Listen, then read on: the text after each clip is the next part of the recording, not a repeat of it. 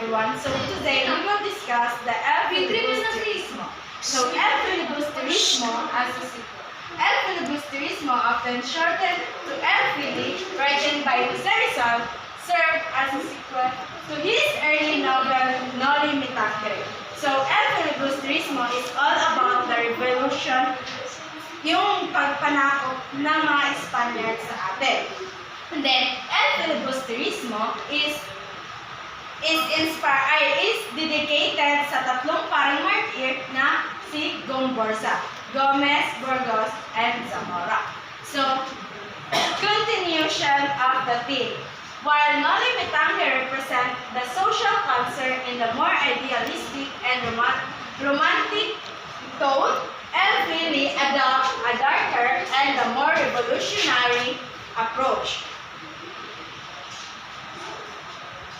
It depends the exploration of issues such as colonial oppression, corruption, and abuse of the power by the clergy and government officials.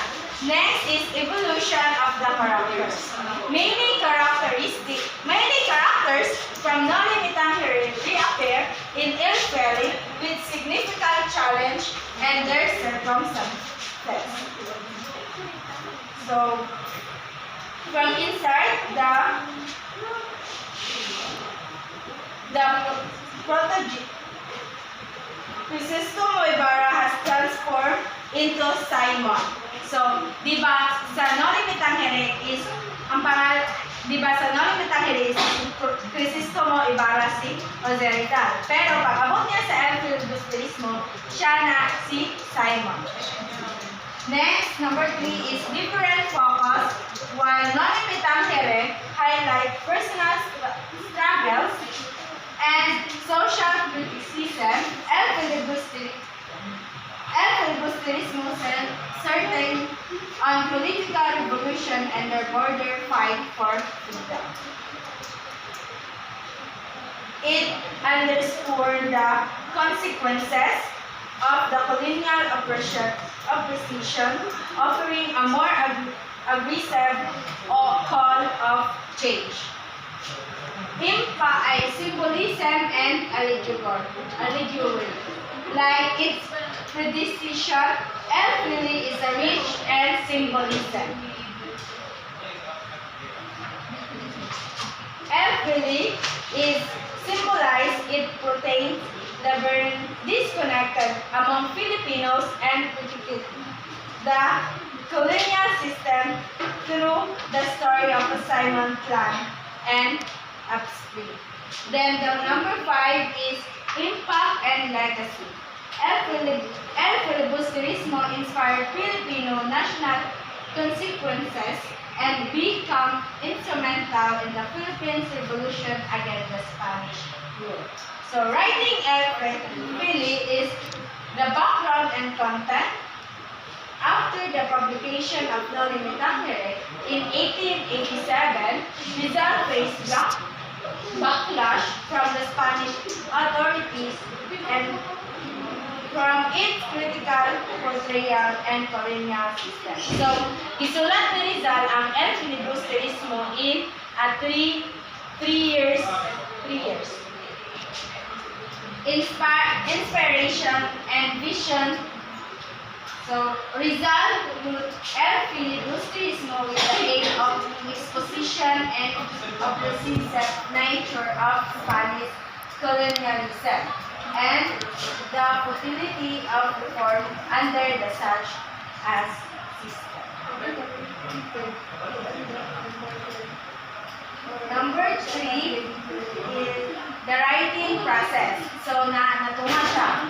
Conception, development, and completion. Conception, Rizal began outlining the novel in 1887. Nag-start si Rizal magsulat sa El Filibusterismo in 1887, then nahuman siya in 1891. In Calamba, Laguna, under the working title in the review of development. He continued writing while living in Europe, especially in the London, Paris. Conclusion. Rizal completed the manuscript in France in March 1891. So the next one is the challenge phase. So bago i-slot ni Rizal or pag-publish niya sa El Filibusterismo, naa siya gina-atubangan challenges. So which is mo rin siya ang financial struggles and political risk. So in this section, highlight the difficulties Rizal encountered during the publish or bago niya pag-publish siya, knowledge that ang So, Rizal faced financial eroding in publishing the book. And then, after niya is publishing El Filibusterismo is a colonial context of significant political risk potentially leading and persecutions of the Spanish colonializations or the authority. So next is the theme and style. So theme and styles, nandito ang revolutionary tone and symbolism. So, and this novel adapt the revolutionary tone, criticizing the colonial regime and advocacy for the change. Then symbol Rizal employ the symbols to convey the message of the symbols of the representatives. The next is the Citer. Manali niya ang kaning published publication and legacy. So, in this section details the publication date and lasting the impact of the novel. So, niya is republished nila ang El Filibusterismo was September 18, 1991.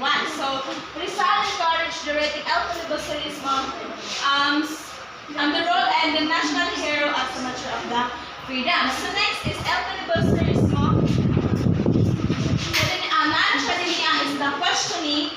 El Filibusterismo is written by Jose Rizal that portrayed the problem of the Spanish colonizations. The word El Filibusterismo refers to the type of description of the revolutions against the government. So essential revelations. So niya is the section established that El Filibusterismo fundamentally speak our revelations against the injured system. So highlighted the concept of the questions of whether voluntarisms are justified, peaceful, and method-filled dilemmas of the first. Next is questioning authority. So in this section, identify the novels of the strong critic and the perceived institutions, particularly Spanish and governance. It emphasizes that novels' power to inspire reader to the courage and challenge the pursuits of the society. So niya is gina-encourage niya or ginahatagan niya authority ang mga societies just to, para mas ma-encourage pa sila. So next is the cost and revelation. Simon presents the journey as a tale and the intense desire of the rebellion to prevent him and considering the consequences of the action leading to the failure. So it's underscored the importance of balancing passions with wisdom to prevent self-destruction outcomes and the pursuit of that change. So next is idealism and pragmatism. So El Filibusterismo, and this section El Filibusterismo contrasts and i-contrast niya ang differences sa approach to change, Simon and radical methods against the more idealistic approach of the characteristic like Basino and Isagani. So it suggests that novel improved reader to consider a merit of the reformed version of the immediate revelation. So last one is a call of action. While Rizal himself advocate of the peaceful reform, the novel leaves reader with the urgent and toward awakening. So Rizal advocate himself during the peaceful reform of the novel includes the urgent call of the readers. So Dinias gina-engage niya para maghatag siya og about changes. That's all. Thank you.